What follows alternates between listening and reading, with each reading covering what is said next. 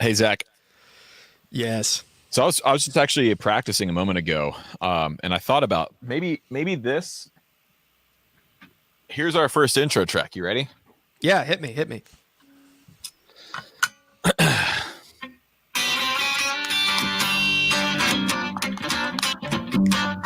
Do the intro. Talk over it. Hey, everybody. Welcome to Dipped in Tone, your place for guitar playing, talking, shooting the tone shit.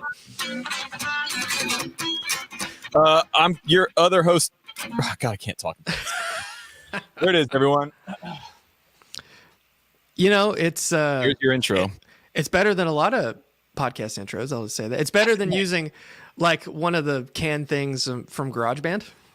It's okay. Here's a pet peeve of mine. And no digs on any of our other podcasting cousins here in the podcasting guitar world, but the when people use like the pseudo sexy woman voiceover voice thing at the beginning of their podcast, I don't listen to enough podcasts to know all the. It's a common thing across podcasts of all sizes and brands. Some people just really love that like woman voiceover thing. Who's that? They got on Fiverr and found the someone with a really nice voiceover thing for like $5 or $10 and yeah.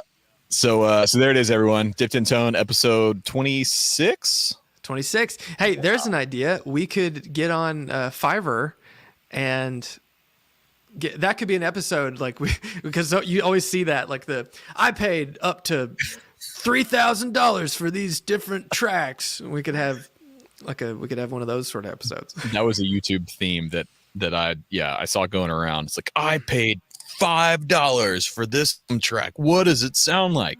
Well, probably sounds bad. Paid $5. You know, I get sucked into those pretty bad. I've been watching because I've been trying to so I'll just start with my week. So all right, I'm just gonna jump right Go ahead. in. By the way, I'm Zach. I didn't say that. Oh yeah, I'm Rhett, by the way. Yeah. Hey everyone, if you're new here, if you're watching on YouTube, subscribe. We're almost at 5,000 subs. Push us over the hill, you guys. Just join us. We're not going to bother you.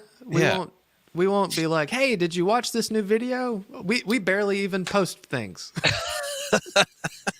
We're not going to spam you because we barely even post. That's right. There's nothing there. Yeah. So, because I've been trying to get into more like the heavier side of guitar, get back into that because I went through that phase as a teenager, where I just did the chugs, but I've been watching a lot of like heavier music YouTuber things, and there's one guy that he pays for drummers on Fivers and on Fivers, on the Fivers on the Fivers, he pays for drummers to like do a drum track for like a metal song.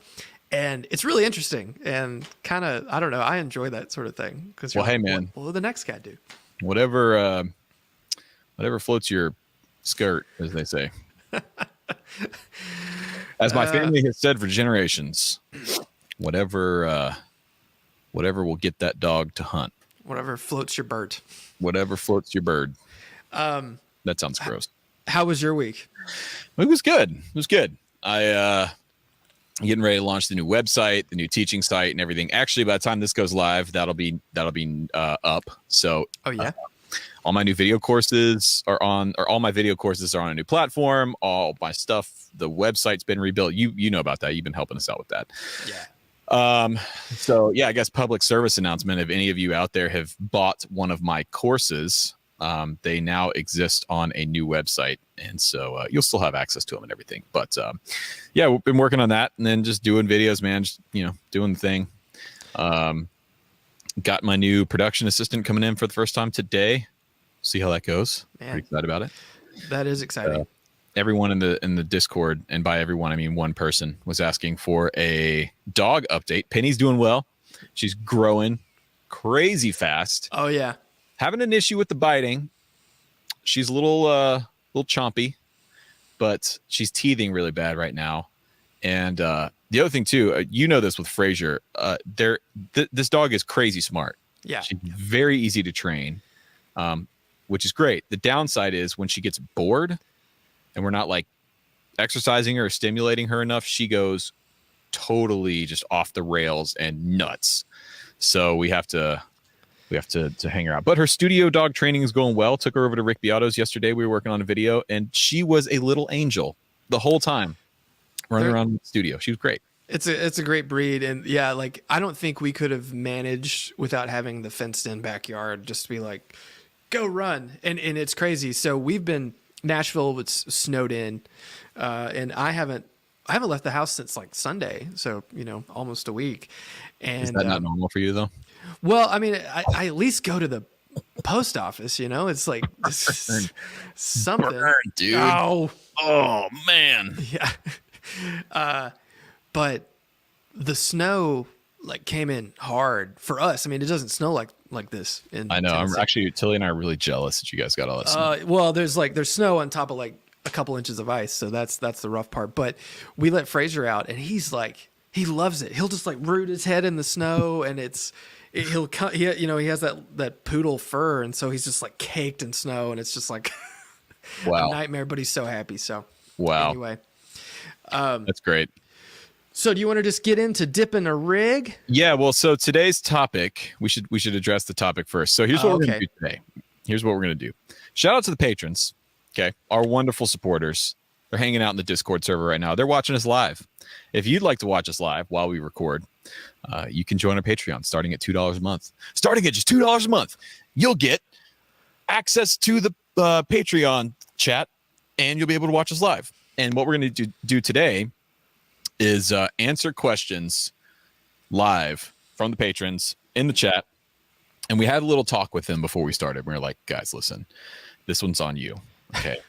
Because the title of this episode, the theme of this episode is going to come from you guys. So if it's lame, this is not on us. That's right. We've washed our hands of this. And there's going to be a lot of questions. So if you have something that is good and we missed it, repeat it. Yeah. But don't spam the chat. To a degree. Exercise some discretion in the chat. So yeah, that's what we're doing today. All right, let's dip a rig here. Okay, so I'm going to drop them into the chat here. So this is from Mr. Ethan Johnson, and he has dropping into the chat. He has a 2020 Squier Classic Vibe Jazzmaster with upgraded electronics, Duncan Antiquities. Awesome. 2012 Les Paul Special. He says it's all stock. A Bassbreaker 45 2x12. He recently purchased a 2-Notes Captor X. Nice. And then his pedalboard is JHS 3 Series Fuzz, Analog Man Prince of Tone, Angry Charlie 3 Series Chorus, Canyon Delay from Electro Harmonics, Fender Traverb, and a Walrus Slow. And he said, P.S. Do you ever feel weird about having too many of one brand pedal company on your board? I don't. But this is a killer setup. This is great. Really, really great, you guys. All right, so let's start with guitars here. So second week in a row for the Jazzmaster. Yeah. And this is like last week's Jazzmaster. This is done. Well, hold on. Does this have the rhythm treble switch situation going on up top? Yeah. It's gonna have the little toggle and then the rollers. They're hard to see because they're black, but they're on there. So that's the only thing about the Jazzmaster that I just don't dig. But yeah, you can just leave it disengaged. It's fine. Love that. And then, I mean, come on, man. Special single cut. Like that's what else do you need? P90s. I mean, you're kind of doubling up.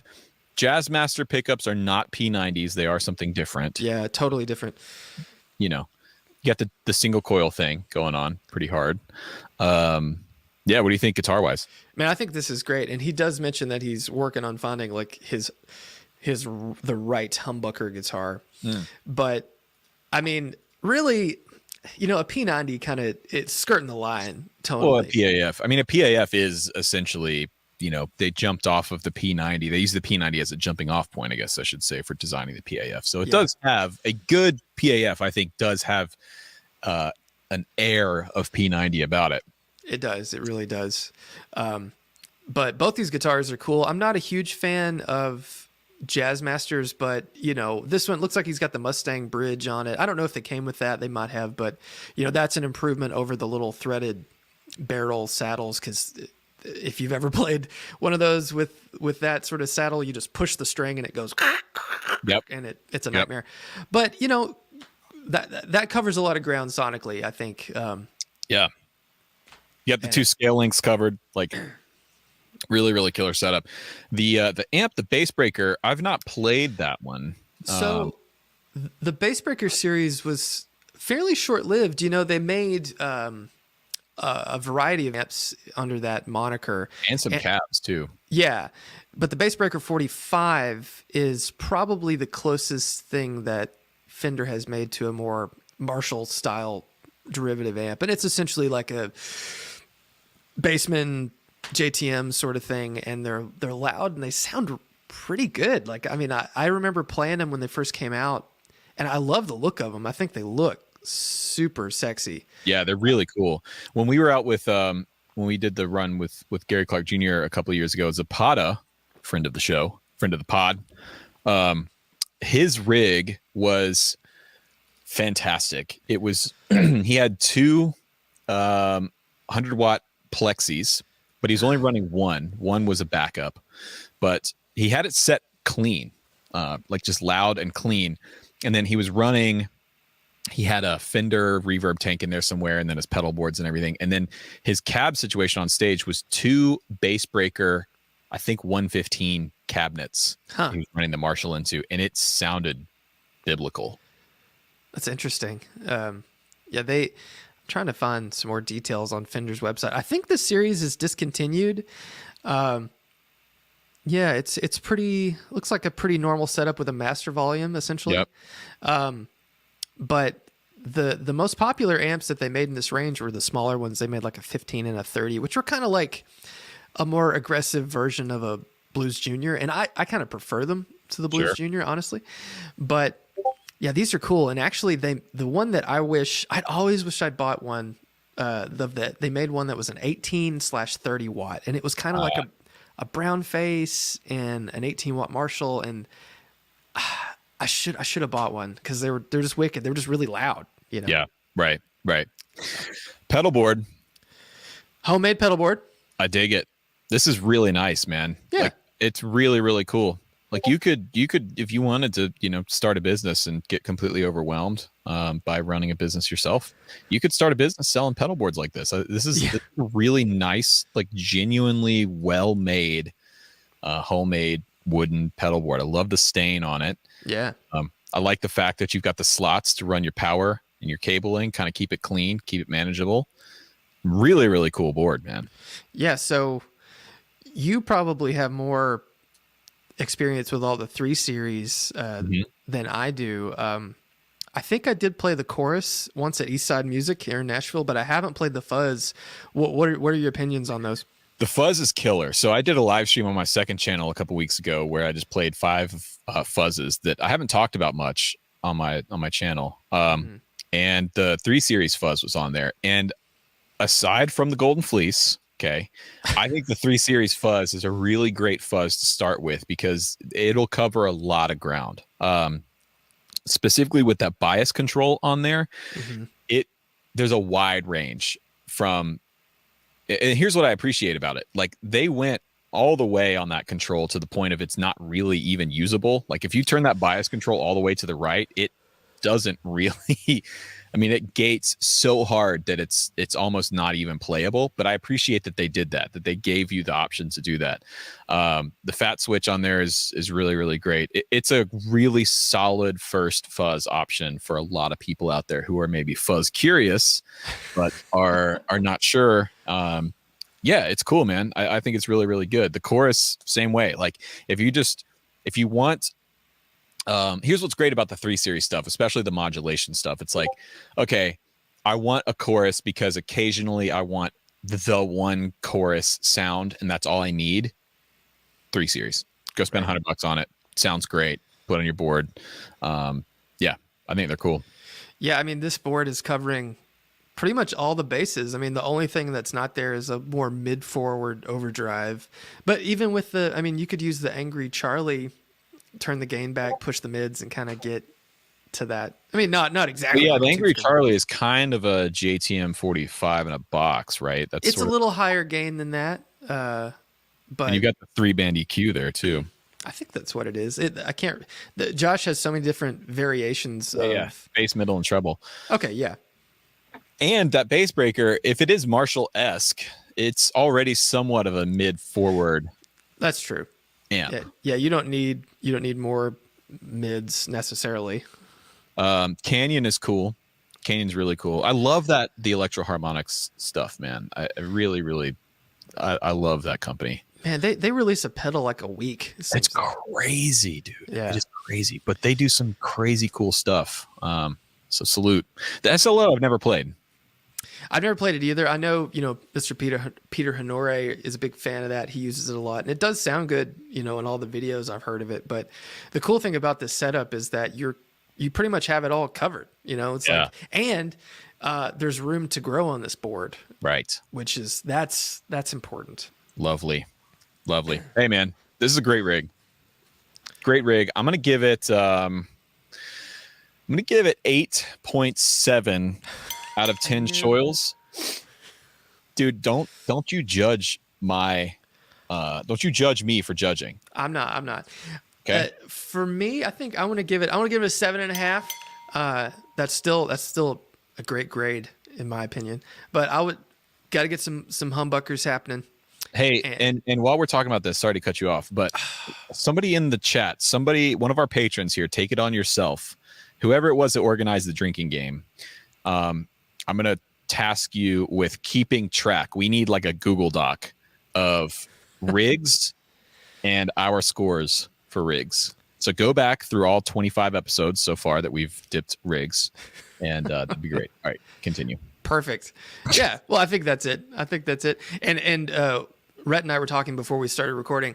When you guys send us your rigs for dipping, we don't mean send us your entire collection of stuff. Send us what you would take to a gig. So maybe a handful of guitars, your pedal board, and your go-to amp. Or if you have 2 amps, sure. But like literally, we've had people email everything, which is awesome, and it's cool to see. Yeah, it's awesome, but it's like we can't talk about all of the stuff that you own. We need a rig. Yeah, just a more concise. Like you have a bar gig in a week. What are you taking? Yeah. That's the thing. That's what we're doing. I play bass. Consider it done. Also, I'll do one for shill of the week. Love that. Boom. Love that. Okay. Cool. Well, there you go, everyone. If you want to submit your rig to be dipped on next week's episode, you can email us at the email linked down below. You do have to be a patron to be dipped. So there's that. But it's a low barrier to entry, I guess. Very low barrier to entry. All right, Chad, get the questions coming in. I've got the first one lined up, but we need more questions. I'll start looking for the next one. And then what we'll do, Zach, is just post them in the private chat here on StreamYards. Okay. So the first one we have is from Marshall today. Marshall asks, best / worst guitar playing featured in movies: Crossroads, Back to the Future, Roadhouse, etc. That's a good question. Yeah. The best. I mean, Crossroads is pretty sick. Do you know I've never seen Crossroads? Well, I've never seen Roadhouse, so I haven't seen Roadhouse either. Well, well, I mean, Crossroads. Okay, so in the chat, you'll have to correct me, but I think it's Ry Cooter. That's who's doing the playing in Crossroads. Ry Cooter does the soundtrack, and then obviously Steve Vai was in it, right? And he's doing all the playing for Ralph Macchio, I think. But it's a fun movie, But Back to the Future, it's like, does it get any better than that? Well, I mean, obviously, yeah. I mean, it's a classic, man. And public service announcement. Evidently, Gibson is looking for that red 355, and they're like offering a reward for it or something. They're like, I don't know how much it is, but it's a lot of money because they want to find it and put it in their museum or whatever they're building in Nashville there. So if you know where that red 355 is from Back to the Future, you could make yourself a little cash. Yeah. What else? I mean, I was going to say this isn't a movie per se. It's a documentary, but I really loved It Might Get Loud. Yeah, I think that's kind of cheating. All right. Well, fine. Whatever. We won't talk about that one. What other? Oh, August Rush. Well, yeah. I mean, that's some good guitar playing. Right? Okay, but here's the thing. How are we judging this? Because the soundtrack to August Rush, Khaki King, is fantastic. Right. I love the soundtrack. And then also Jonathan Rhys Meyers did a song for that movie that I thought was good too. But are we just talking about the actual like playing in the movie? Because that was a little like having, what was his name? Just slapping at the guitar the whole time. Like that was a little weird. So that's kind of a juxtaposition because I love the soundtrack to that, but the playing was a little iffy. It's so hard to think. Like the thing about movies that really pulls me out of it is when you like, even in Back to the Future, like that guitar slightly pulls me out because I'm like, that didn't exist yet. Right. And so when those things happen, because what was that? That Gary Busey, Buddy Holly movie. Did you ever see that? Gary Busey. I did not see that. Oh man, he's like playing like a duo sonic, or he's playing something that's like of the era, and it's like, oh, that's kind of cool. And then like other things happen. It's like that's not accurate. And it's like those sort of things like pull me out. But what about A Star Is Born? Have you seen that? The remake that with Lady Gaga and Bradley Cooper? No, color me disinterested. I'm not. Dude, it's a movie, man. It's great. Okay, it's a remake, right? But I thought it was really well done. I thought the soundtrack was great. I love the song Lady Gaga did for it. And I think the playing in the movie is great. Bradley Cooper's like, you can kind of tell he doesn't really know what he's doing. But Lucas Nelson is in that, Willie's son. And I think the soundtrack to that movie is great. I think Jason Isbell wrote for it. Lucas Nelson wrote for it. Lady Gaga was on it. It's a pretty heavy hitter, like music movie. I think it's great. I think you should watch it personally. I guess I don't know. What was your reservation behind it? I just don't care. I don't know. Like I am. There's a lot of movies that like people talk about and I'm like, I just don't really want to watch it. It's good though. It's a good movie. Well, the performances are great. Sure, acting is great. Dialogue is great. What was that movie with Jeff Bridges where he plays like the washed up country star? Wild Crazy Heart. Crazy Heart. Wild Crazy Heart horse. Man. Crazy Heart. Yeah. That was a great movie. Yeah, I like that movie. That movie was one of the first times man, what a tangent we're going on. But one of the first times I ever watched someone experience a panic attack like I had felt when he loses the kid in the mall. Oh, and it has a camera that's like fixed to his chest and it's like following his face and it's like, oh my God, I had to pause it. I was like, this is too much. Dude. But isn't that great when a movie does that to you? Oh yeah. Like that's the sign of a great film when you're just like, oh my God, okay, I need a minute because this is wow, that's great filmmaking. And Jeff Bridges is a hell of a musician too. Yeah, there's a great music movie. Wasn't it? Tim Marcus, was he playing with Jeff Bridges from Milkman? I have no idea. I know there's some kind of connection there. I've heard him on a podcast. Tim Marcus from Milkman Amps, great pedal steel player. I believe he was either playing with Jeff Bridges or they were on a gig together sometime. Anyways. Ever thought of making music for TV or movies? Yeah, I answered this in my Q&A video on my channel this week, and I have. Yeah, I would love to do that. So I'm finding some good questions here. I'm just gonna. Yeah, what's are you putting them in the chat here? That's what you said to do. Okay, well I haven't looked at it. Okay. Jeez. When can we expect the Shoyles fuzz? Okay, we were just talking about this. We were just talking about this before we went live. I have a great idea for this, but that Zach doesn't like. I don't like it. Should we not talk about it then? No, totally. Let's talk about it. All right. Well, let's talk about the fuzz first. So where are we at? Do we want to let people know? Is it a surprise? Because we've been talking about it. We've been planning it, working on it. Yeah, I mean, we are very much in the earliest of stages to the point where I haven't even like started drawing a schematic yet. But we have the concept though. We have the basic concept, and we know that it's going to have some sort of octave switchable. That's controllable. Yeah, that's switchable on and off. And we know it's going to have a fuzz circuit, but I don't know what fuzz circuit we're going to go for yet. That's still up in the air. You want to do silicon transistors? Well, not necessarily. I just don't. I mean, when you say silicon transistors, the vast majority of fuzz are silicon, but not everything. Like the Golden Fleece is a silicon transistor, but it has nothing to do with the fuzz. So like the thing I want to do is not make it with a part that has a finite supply. Okay. Not to say that I think, oh, we're going to sell 100,000 of these, but you shoot yourself in the foot when you get a part that's hard to come by, or a part you literally have to measure every single component, right, which is germanium transistors. You basically have to do that. And I don't want to do that. I want this to be a fuzz for the masses, right? Because there's enough, especially in the fuzz world, there's so many, and I have a couple of them. There's so many like cork sniffer sort of just like unobtainable kind of stuff. And I think that whole thing turns some people off to the glory and the wonder that is the world of fuzz. Mm-hmm. And so what I want to do is like, let's make a really killer fuzz that is accessible, that is usable, and that will do a wide range of stuff. The Octafuzz thing for me is super important. Octafuzz is like my favorite thing. And I think it should be able to go from relatively smooth fuzz face style distortion that is usable for a lot of rigs to pretty gnarly, spitty, sounds like your amp's going to blow up kind of thing. So you want some sort of biasing or voltage control that shapes the overall attack and decay. Yes. Okay. Well, I mean, there's so many options, and that's the thing. It's like fuzz is such a deep rabbit hole. And I saw someone in the chat said germanium or bust. To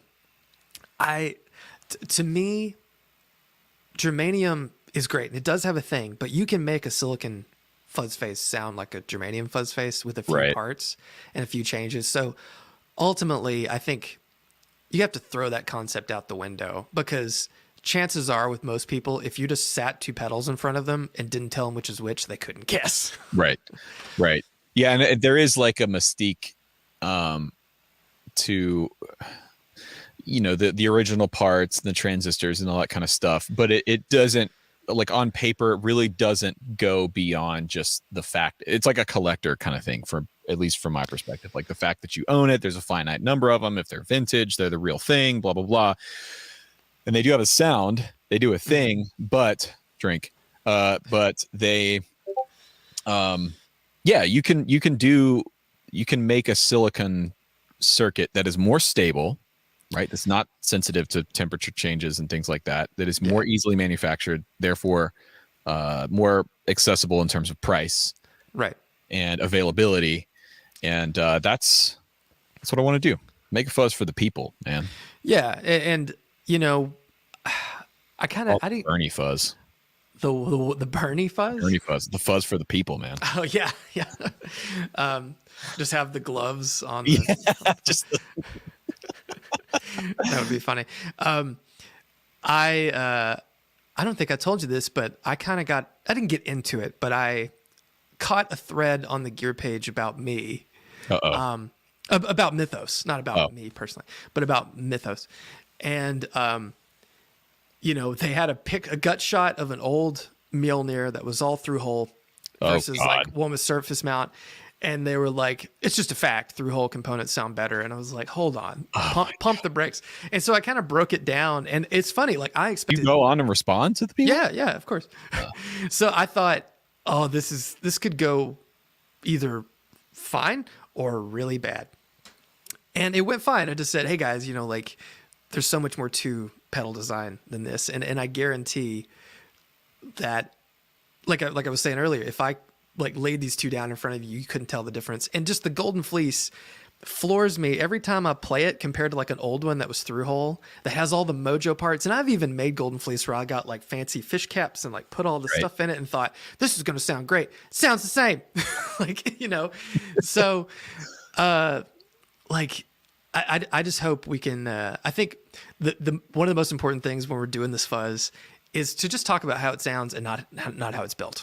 Yeah, that whole discussion is interesting. The through hole versus surface mount. Same thing with like the amps, like hand wired versus now that's slightly different. Hand wired versus PCB. Yeah. In an amps case, I think there is oftentimes a tonal difference. It is negligible though, I think, when you compare. And I did a video at Righteous a few months ago where we took two blackface Princetons, one that was hand wired by a subscriber of the channel, actually, Robert Pierce. Oh, that's right. Actually, he works at Fender and he built that amp. And then the printed circuit board equivalent of that amp. And we even went so far as to use the same speaker and everything. We jumped, one amp into the other's cabinet and everything. And there was a slight tonal difference between the two, but I think it was somewhat negligible. The difference in that case, though, with the reason I prefer hand wired amps is reliability and serviceability long term. But with a pedal, dude, there's no difference. And we made a video on this like a year and a half ago. Yeah, it was one of the first videos. Yeah. Yeah. Like it's, we literally took two of the same, I think we used Mjolnirs, right? And put them together. We compared like all the Mythos stuff through hole. Yeah. Yeah. And there's no difference. So nice. Well, I think one last thing is like, let's just clarify some of the names that people use, because I've heard people call pedals, like the old pedals with through hole, point to point. It's not what point to point means. And that was one of the arguments that this guy made on the gear page. Point to point literally means the components are wrapped, the leads are wrapped around each other and they're soldered. I would argue that maybe even a terminal strip would qualify as point to point. But an eyelet board is that's kind of point to point. But when it comes to pedals, there's people doing point to point. There's people doing eyelet boards, which is like an old Maestro fuzz tone had an eyelet board, like a deluxe reverb or vintage Fender amp. There are terminal strips, like an old Vox amp. Right. There are turret board, like a Marshall amp, and then there's printed circuit boards. And like, a lot of people kind of they will die on the hill that they have climbed as far as what they're calling something, even though it's not accurate to how something's constructed. So right, yeah, and that's the thing, man. We all ignorance is not a bad thing. We're all ignorant of a lot of things, right? Yeah. Where it becomes, I think, bad is when you refuse to learn and do better. All right, cool. Well, now we've got a good debate going in the chat here, which is great because now people aren't asking questions; they're just arguing over. Yeah, someone said that Dumble used a PCB, and I was like, no, he didn't. But then he did, so I was wrong. Well, there you go. There you go, Zach. I've only seen inside a few Dumbles, like real ones, and they were all eyelet boards. So. I'm gonna go on the gear page later and trash you. This Zach piece of shit Royal doesn't know anything. Don't buy any of his pedals, dude. He's lying. It's all snake oil. All right, this is a good one. Ambrosia, does Rhett's haircut affect his tone? Totally, 100%.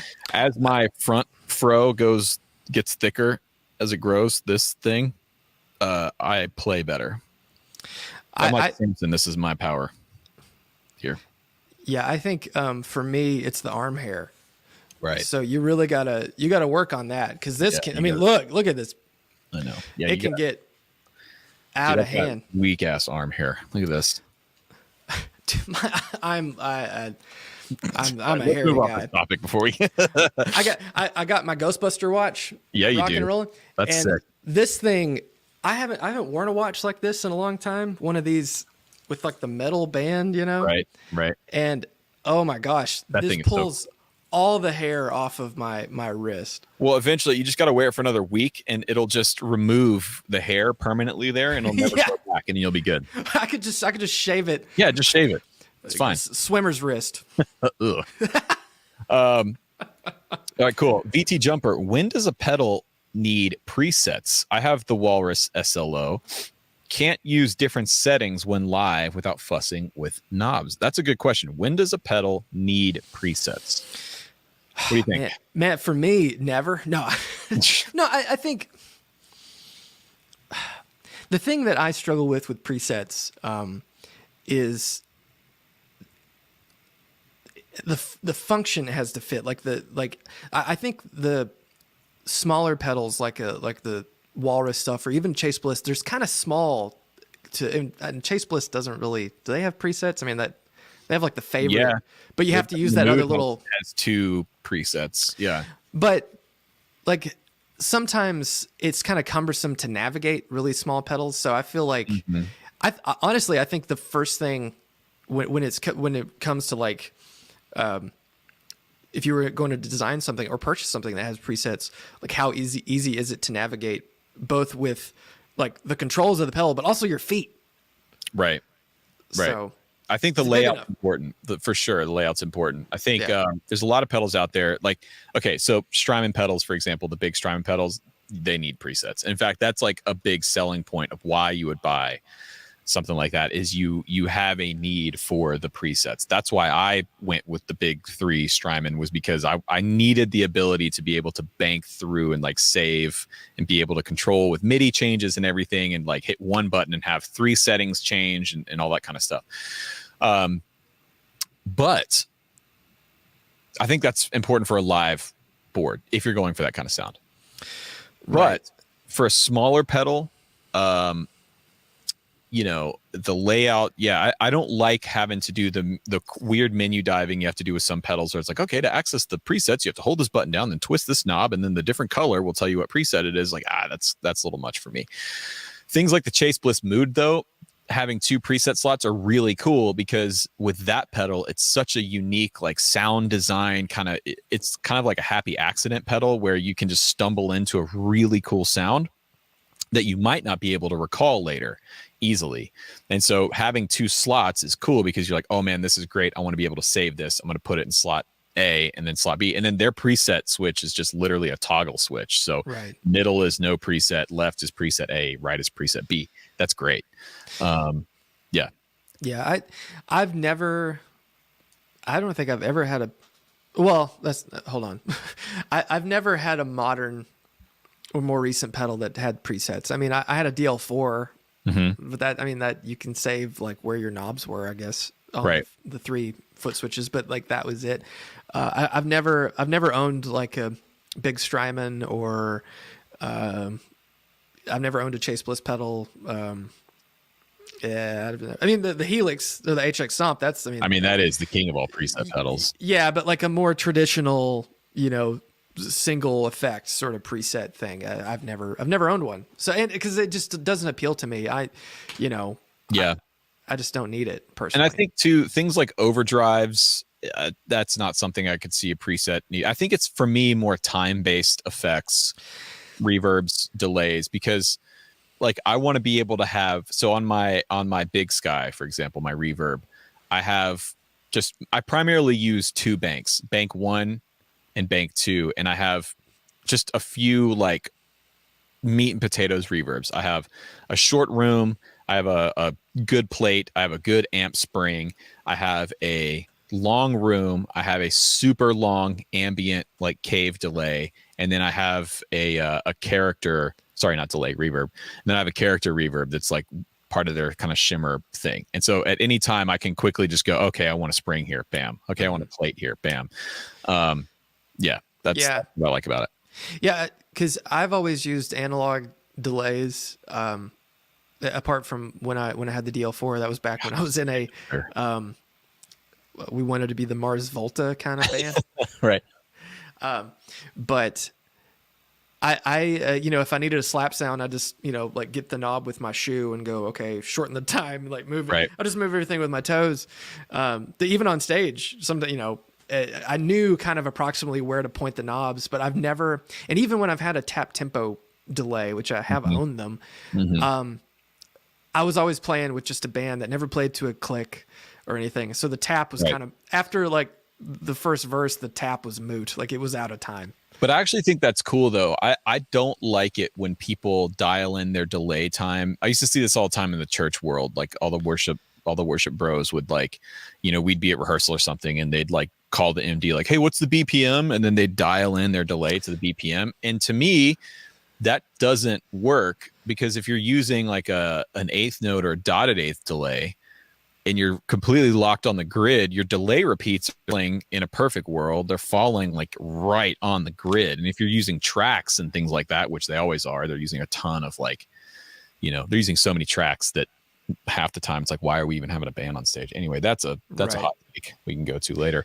Yeah, we need to do that. Yeah. So my thing was always like, just tap it in, because having you're never going to get it directly on time. And that slight 1 or 2 BPM sway one way or another helps your delay repeats actually stand out a little more and be heard, which is cool. And it doesn't sound out of time, because by the time the delay repeats decay, there hasn't been enough time for it to get out of sync, Yeah, totally. Yeah, people are saying the big three Strymons are overrated. I think they're good. I've gotten a lot of good use out of them. As far as function goes, it's kind of hard to beat what those pedals offer. But I will say that I compared when I worked at Carter, Drake.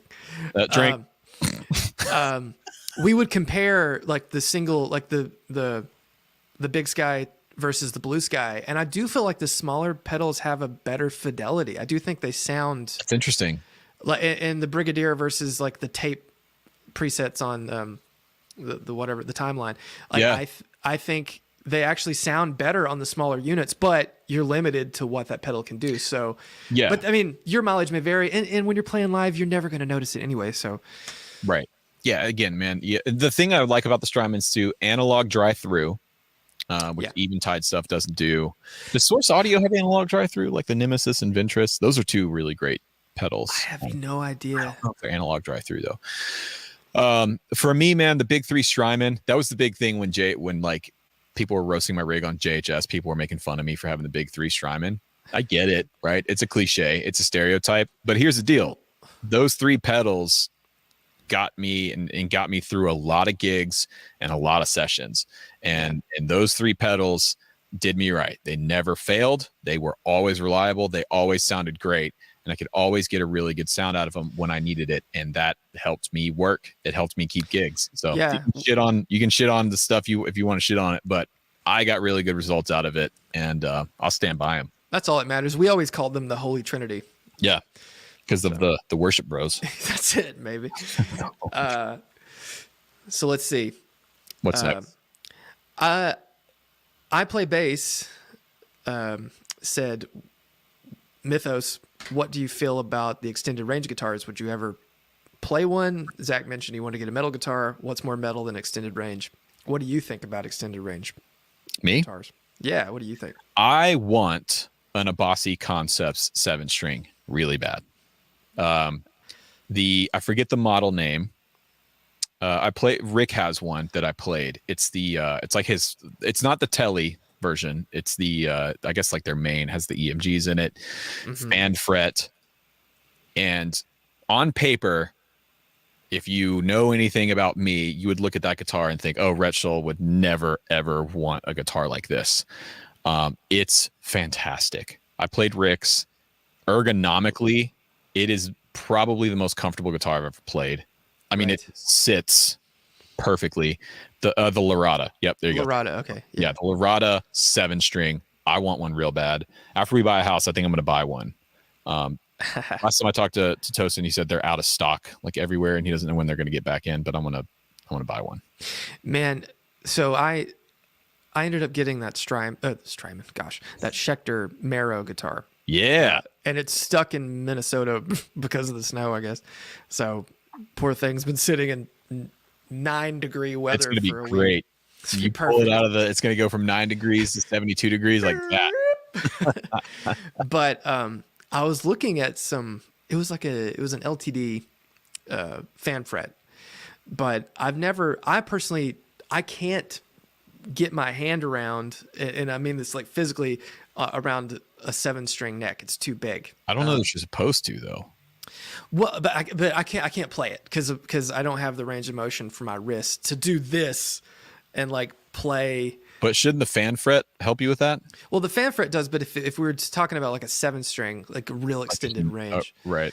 Then I can't really do it because I think we should clarify what fan fret is because I think it's very confusing. Fan fret is also called multi-scale, and what it literally means is the lower strings are at a different scale length to the top strings, and it just helps with the tension of the strings so you can tune lower and have the correct tension for heavier gauge strings and lower tunings.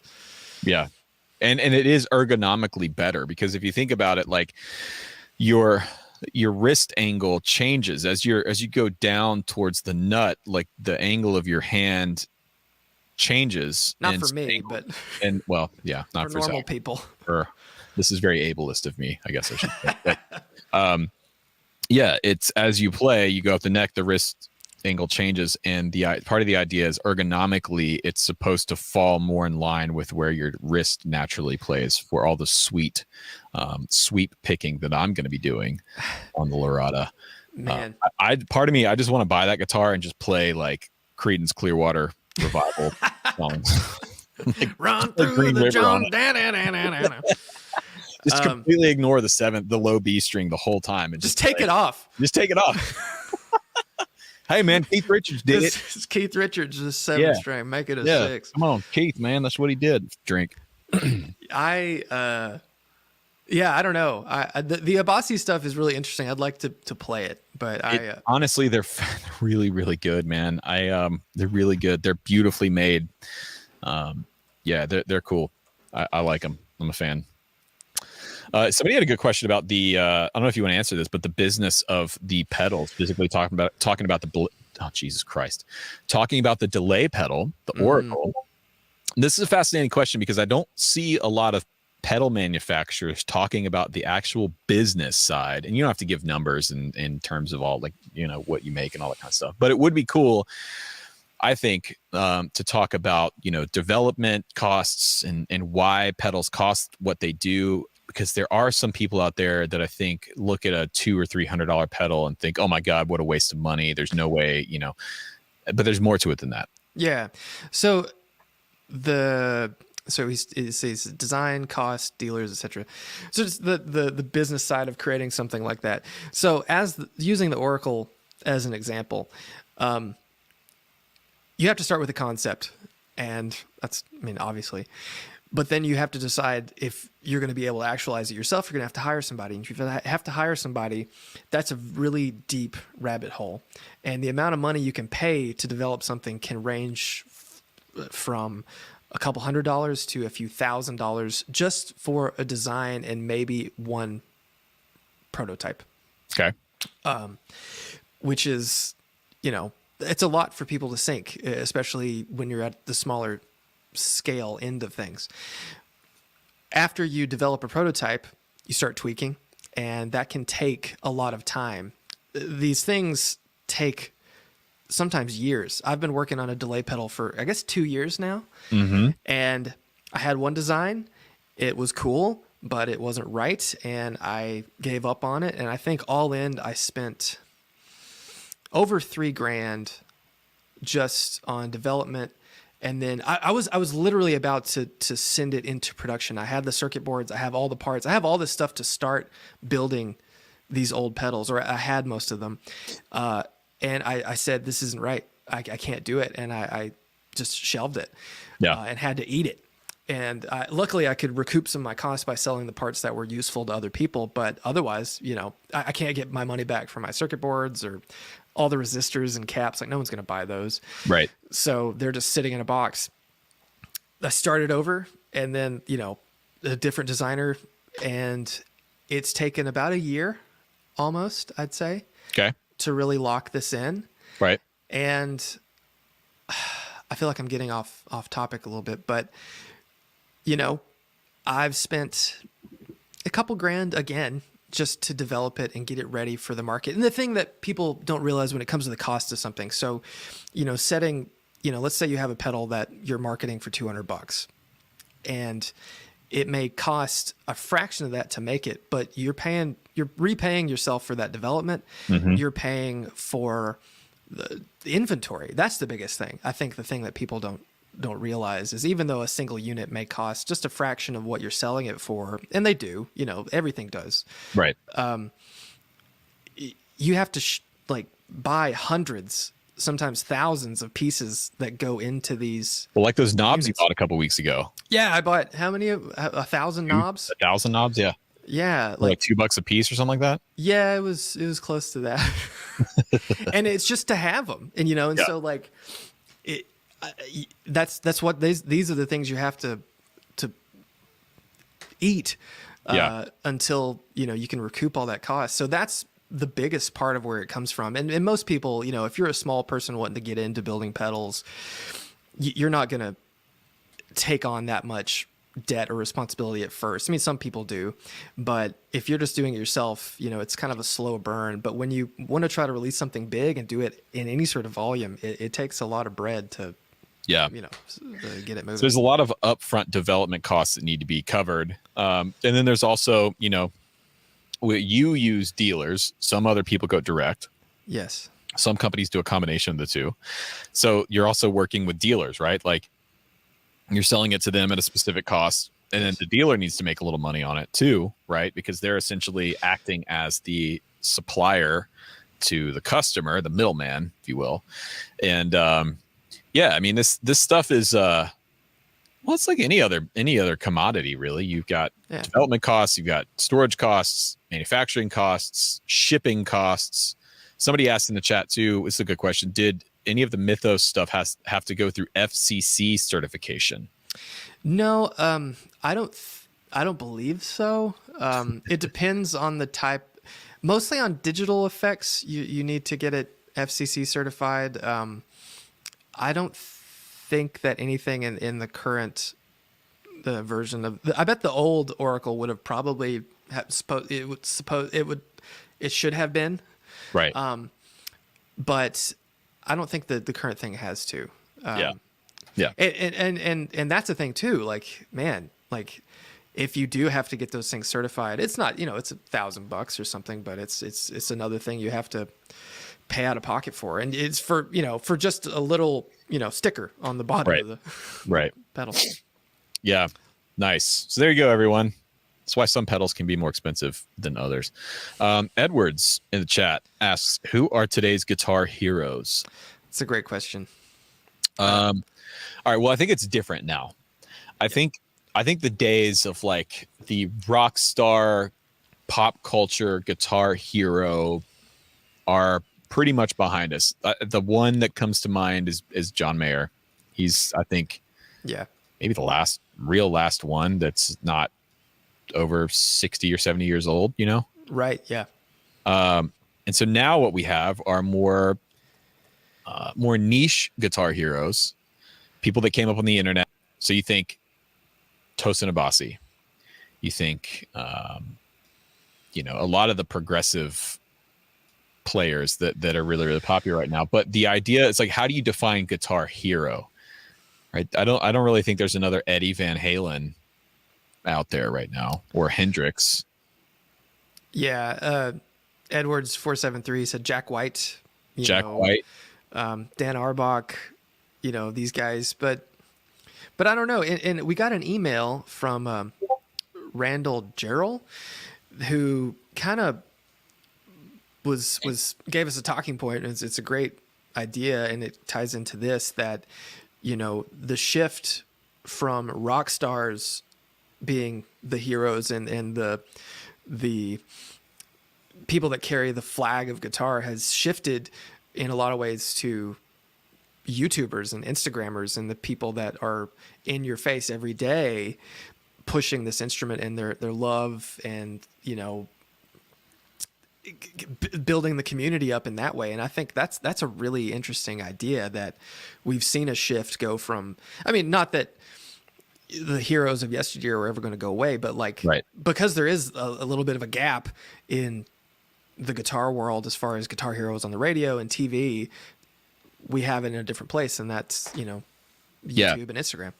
Yeah, well, I'd probably put like Gary Clark Jr. in that list, right? Gary is bridging that gap. So it's I think the definition of guitar hero is changing, because if you think about traditional guitar hero, like we were just talking about, I think of someone that is a pop culture A-list celebrity who is known as being a guitar player, and people who are not guitar players know this person and follow this person.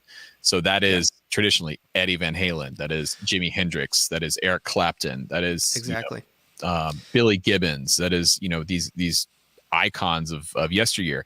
The reality is pop culture, for all intents and purposes, doesn't really care about guitar, at least well, not anymore, and maybe not ever again, which I actually don't think is a bad thing personally. Right. So yeah, the definition of a modern guitar hero is like, hey, who's influencing people and playing, guitar? A lot of the progressive players, right? And a lot of there's still a lot of players that have been around since the 70s and 80s that are doing that today. I think of like Steve Lukather, for example. A lot of those guys are still killing it. People are saying Tom Bukovac in the chat. So Bukovac is an interesting case because for all intents and purposes, he's not a guitar hero, because most people don't know about Bukovac, even though most people who have listened to country and pop country radio over the last 20 years have heard Bukovac thousands and thousands of times on record. They didn't know who he was. Same thing with Tim Pierce, right? Right. Yeah. Tim Pierce arguably should be a guitar hero because of all the stuff he played on, and that people, huge popular songs over the years, but people don't know who Tim Pierce is until now because of YouTube. Now people are starting to get hip to Bukovac.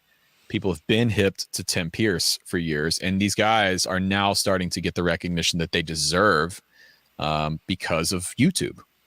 Right. Yeah. And I think the modern day definition of guitar hero is just someone who inspires people to play in a serious way, and less of, like you said, they're not, the general public doesn't know who Joey Landreth is. Right. But Joey Landreth is 100% a guitar hero to a lot of people, and a lot of people have picked up the instrument or tried to learn a different style because they found Joey. Yeah. So 100%, man. Joe's my hero. I feel like such a goober because, like, I love Joey. Like, we're really close friends. Like, he and I talk about this on my live streams a bunch. Like, people, I think they think we're just like business friends or something. Probably like they think you and I we're genuinely friends. Right. And I feel really lucky to have someone who I'm so close with who also is such an inspiration on the instrument. Because every time he sits down and just plays and we're just like talking, it kind of pulls me out of the fact that we're close friends, and I hear him play guitar and I'm like, wow. It's silly. And you could not ask for a more kind or humble human being than Joey Landreth. Like, right. When that's what's great about him, is he is a titan of a guitar player. But when you just hang out and talk with him, he's just a dude. He's just a guy. He hangs out. He's real cool. He's real laid back. He's funny. Oh, he's so funny. Great guy. They're working on the Bros EP3. Nice. And over the past year or so, he's really dove into synths. Ooh. And keyboards and organs and stuff. And he told me one time, this was a few months ago, but he said he hadn't played guitar in weeks and weeks. He'd only been playing his organ. Rad. So, I can't wait to hear what that's going to sound like. Oh, dude, it's going to be some good stuff. All right, let's take one more question here, and then we'll get to our shill of the week. What do you got? You got anything? Nope, I don't. Great. This is a good one. Kalki Das, what keeps you motivated on improving and learning guitar? Anything? For me, just honestly, I try my best to take a step back from guitar music because it's exhausting to me. Like, I love all those, like we were talking about, like current modern day guitar heroes who just like are the most amazing players, but you can only listen to so much of that, in my opinion. So what I like to do is step away from that, don't listen to that, and then dive back into it and I find new inspiration because my ears have kind of like reset. And I think that's why I've wanted to get into more of this like heavy thing lately, is because I've been enjoying that and it excites me. So I think trying to find something that excites you and then diving into that realm. And I don't think it necessarily takes my level of insanity of like buying another guitar, but you just have to find things that keep you motivated and give yourself breaks, because it's so hard to just like keep punching through all the practice routines and all the stuff and expect to get to the next level. Yeah. And that's the thing about practicing too. It's like, as you progress and grow and get to a point, like so much of this is ingrained in muscle memory, and you can take a break and you'll be rusty, right? You're not going to like come back to it and just instantly be as good as you were, but you're not going to lose everything either. You'll be able to come back to the guitar. Like Joey not touching his guitar for a few weeks, like when he gets back on it, he'll be a little rusty around the edges. We may not even be able to notice. He'll notice. Right.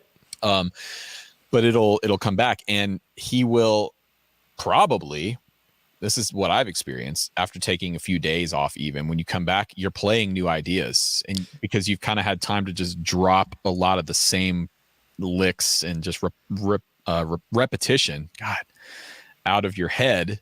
And so you're kind of coming at it with a fresh perspective, you know? Totally. I've been trying, I don't want to get anybody's hopes up, but I've been trying to record little pieces of music every week. Just an idea, like get an idea down and just to keep the wheels turning.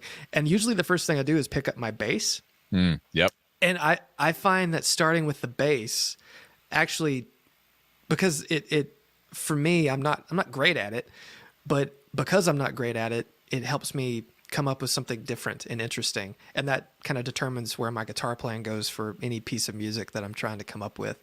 Right. And having a different instrument sometimes can be huge. We have a little ukulele, and when I play that, I actually like tune it and bust out a little chord chart and start playing that. It's like, oh, this is fun. And this kind of is taking my brain somewhere else too. Yeah. For me, it's my resonator, my mule. Right. That thing is an inspiration machine. I love that guitar so much. Yeah. Yeah, I guess for me, it's a combination of things. One, it's playing along with songs that don't heavily feature guitar and like trying to fit in. So like before we went live, I was messing around with Ophelia by the band. Mm-hmm. Great song. Ophelia, what did you wrong? And that's a fun like jam. And there's definitely guitar on that song, but it's not like a guitar focused kind of song. Right. So being able to play along with that and play musically, like find a part as you're playing along that fits in with what's going on, that's fun and inspiring to me. Then the other thing is doing something completely different, which is going to be, I guess we can get into shill of the week here. My shill of the week is my modular rig that I'm building. Let me just take a picture of it real quick and drop it. Oh, yeah. Boy, I've started making my first few patches on this thing, and I am hooked.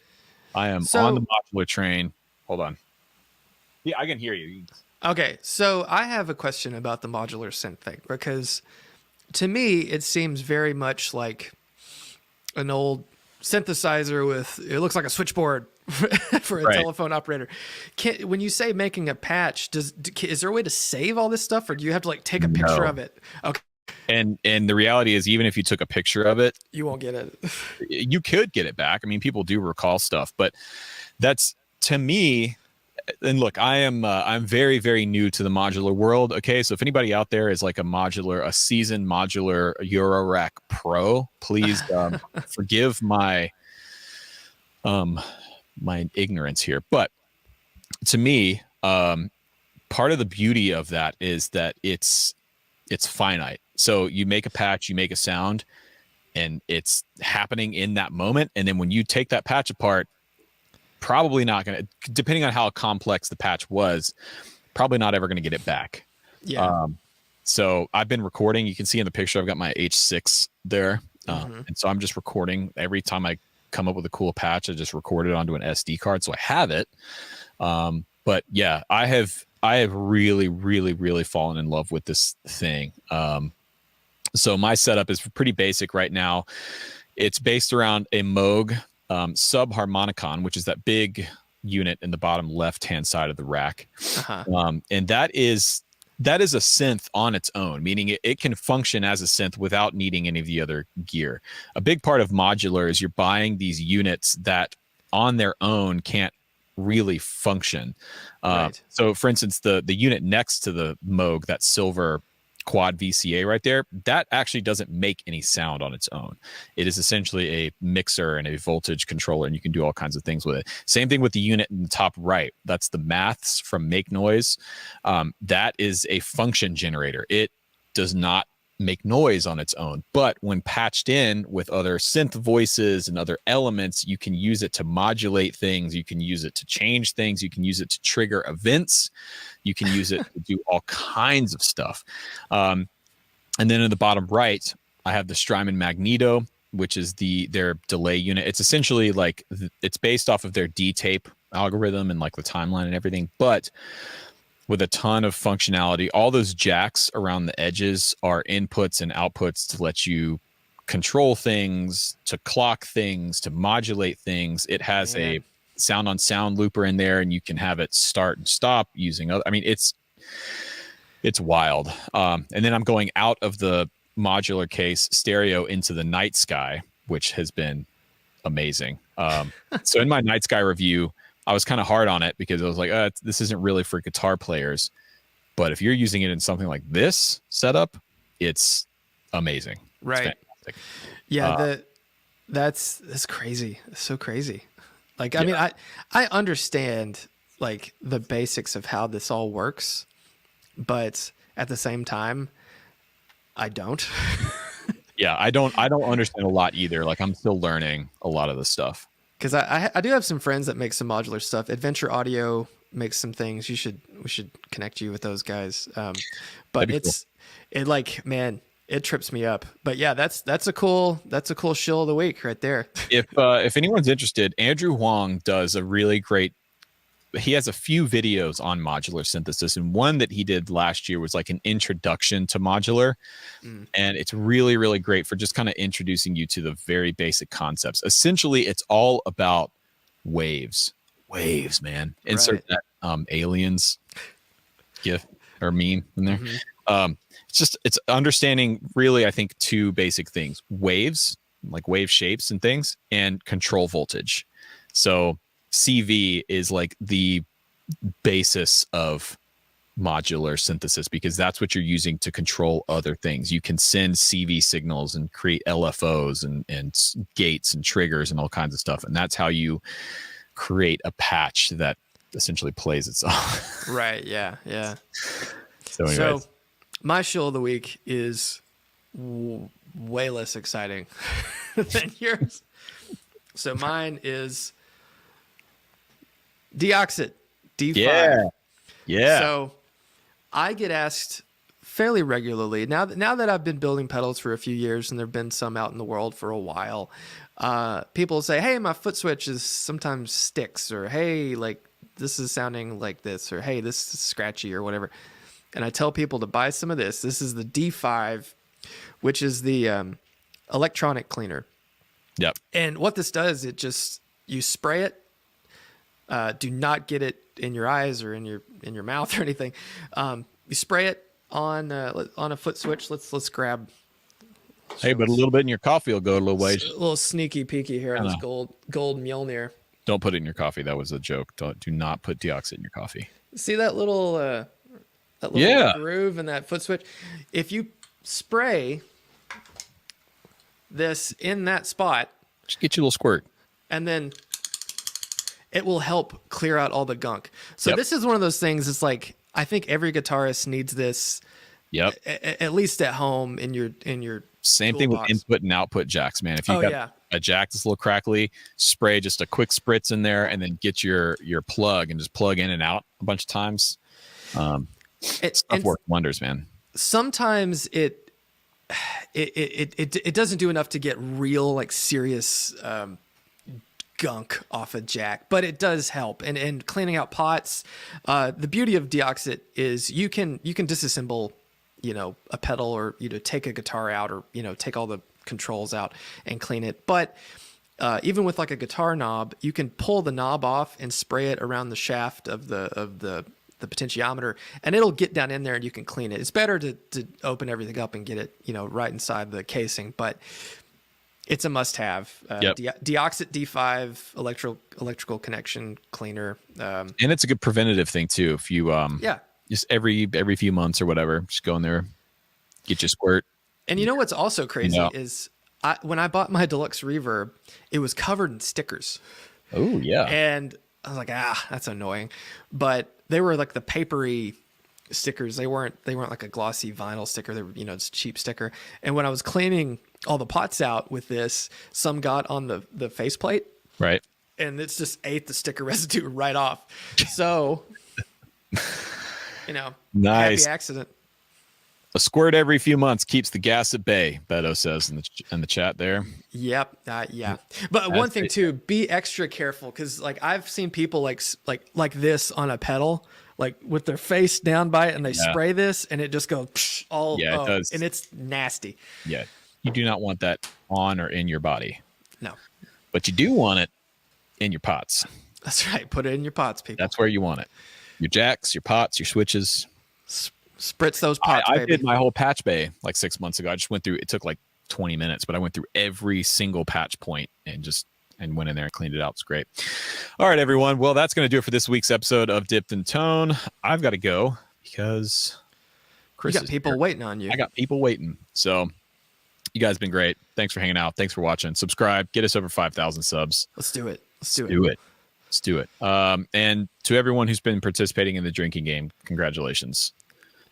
You're either jacked up on coffee or I'd say medium buzzed. Yeah. At the end of this episode. Yeah. This one. Yeah. Yeah. Some of our previous episodes, I feel like I was censoring myself a little bit. Yeah. Yeah. Some of the previous ones, you would have been like, call the doctor drunk. Thank goodness for quarantine and working. Hey, buddy. All right. Goodbye. Y'all been great. See y'all. Drink. Bye-bye. Bye.